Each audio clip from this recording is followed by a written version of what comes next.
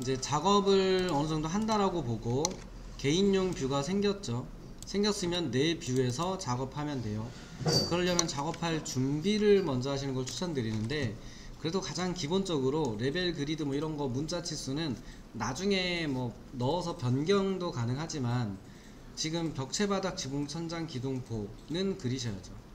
그리고 구조 건축 이렇게 나누셔야 되고, 그래서 이제 이 중에 보면은 그래서 비슷하게 뭔가 한 번씩은 해보고 싶다라고 하면 나누는 기준에서 서로 중복되지 않는 선, 바닥, 벽체, 지붕 뭐 이런 애들이 종류별로 있잖아요. 그러면 하나씩 역할을 분담해서 만들면 되죠. 그래서 예를 들면은 여기에다 건축물을 만들 거라면 요쪽에다가 위쪽 부분에 구조용 벽, 구조용 바닥, 기초 벽 뭐 이런 것들, 기초 이런 걸 만들어 가지고 준비해 놓고, 요 아래쪽에다가는 건축용 뭐 외부 마감, 내부 마감 이렇게 나눠 가지고 하나씩 해서 규칙별로 나눠서 위치를 정해서 만들면 되죠. A씨는 여기, B씨는 여기, D씨는 여기.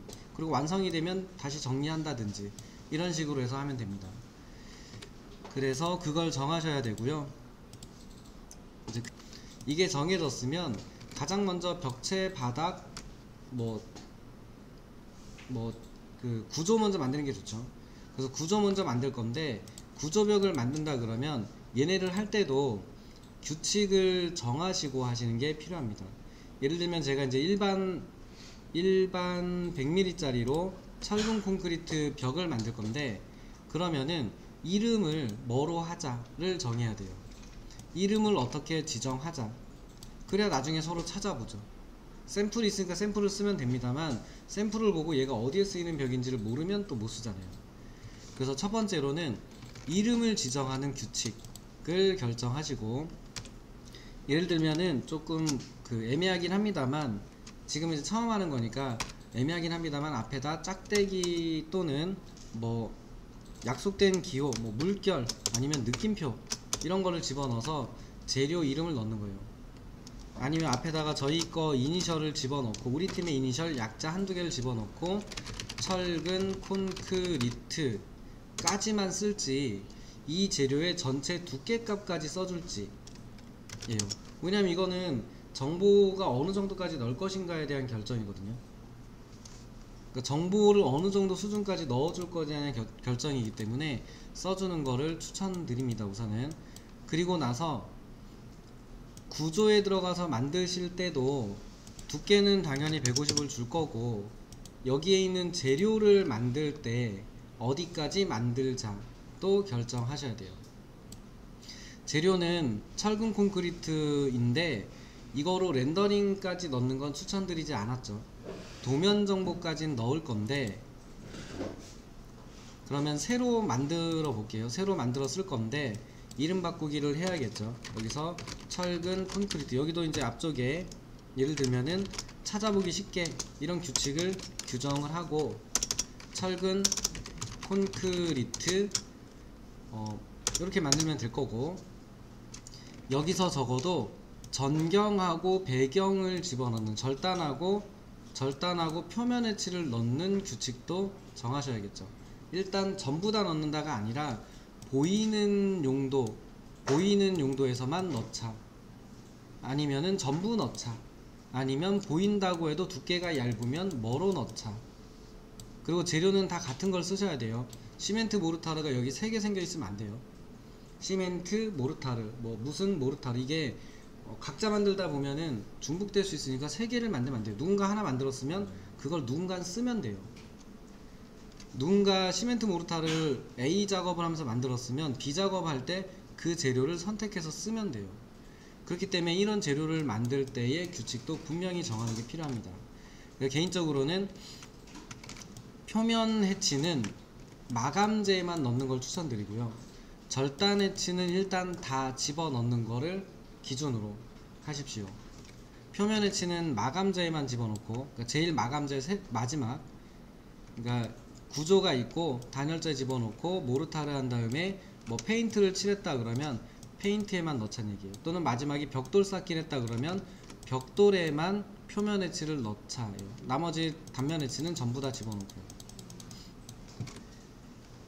그래서 여기 이제 저는 그 규칙에 따라서 절단 해치만 넣을 건데 콘크리트, 철근 콘크리트 해치로 집어넣고 만들고 확인한 다음에 확인하겠죠. 또 확인을 하고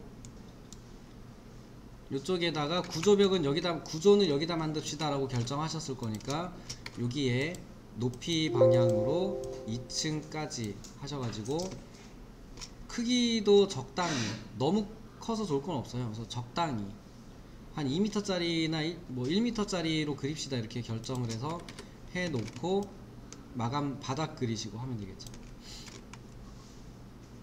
지금 이제 좀 혼란스러워 하시니까 여기 있는 재료들을 저희가 만들려면 해야 되는 사전 작업이 있어요. 이 사전 작업을 하려면은 얘네들의 공사가 어떻게 할 것인가 라는 방법을 결정하셔야 돼요. 무슨 공사 방법이냐에 따라서 무슨 재료들이 필요할 것이냐가 결정될 거잖아요. 그러면은 무슨 재료로 무슨 구조로 무슨 재료로 어떤 공법으로 마감을 하겠다를 결정을 먼저 하시고, 그러면 여기 들어가는 재료들이 뭐 시멘트, 모르타르, 뭐 타일, 뭐 인조석 뭐 쭉 나올 거잖아요. 걔네들을 리스트로 적으세요. 지금 필요한 재료들을 리스트로 쭉 적은 다음에 나누세요. 나누면 되잖아요. A씨는 어디서 어디까지 만드시고 B씨는 어디서 어디까지 재질을 만드시고 C씨는 어디서 어디까지 재질을 만듭시다 라고 해서 결정을 해서 레비대에 와서 꼭 물체를 만들 때만 재질을 만들 수 있는 게 아니거든요. 여기 관리 메뉴 같은 데 보면 재료 있잖아요. 재료 누르고 들어가시면 여기서 새로 만들기, 이름 지정, 해치 지정 하셔가지고 재료를 먼저 다 만들어 버리세요. 그리고 나서 벽체, 바닥, 지붕, 천장을 샘플을 만드시면 쉽게 해결이 되죠. 지금 보면은 농림주택을 설명드렸었는데 여기에 보면은 이런 거 할 때 쓰라고 실내재료 마감표가 있습니다. 여기에 보면은 내가 무슨 재료를 만들어야 되는구나가 나오죠. 그리고 무슨 벽을 만들고 어떤 종류의 바닥을 만들어야 되는지도 나와요. 심지어 이름을 어떻게 지으면 좋겠다도 나오죠. 그대로 지으면 될 거잖아요. 그래서 이제 여기에서 좀 바꾸셔야 되는 거는 여기 이제 철골 구조에다 하는 거다 보니까 건식공법일 거란 말이에요. 그럼 이거를 습식공법으로 바꿔서 어떻게 해야 되는지를 결정하시면 돼요. 바탕공사, 마감공사, 여기에 쓰이는 재료들을 리스트로 적어 놓고 5개씩만 나눠서 만듭시다 이렇게 하시면 되는 거죠.